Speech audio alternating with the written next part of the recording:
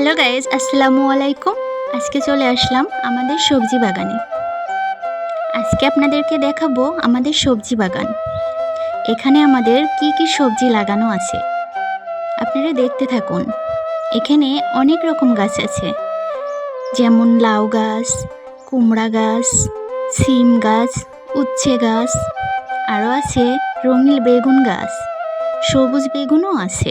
দেখেন বেগুনগুলো কত সুন্দর, একেবারে যেন তেল তিলে।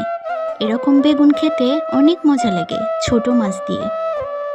আরও আছে পেঁপে গাছ, ভেন্ডি গাছ, কলা গাছ। এখানে অনেক রকমের কলা আছে, পাকা কলা, কাঁচ কলা, দয়া কলা, মান কচুও আছে। আরও অনেক কিছুই আছে, আপনারা দেখতে থাকুন। এত সবজি আমার হাজব্যান্ড লাগাইছে, মুখে বলে শেষ করা যাবে না।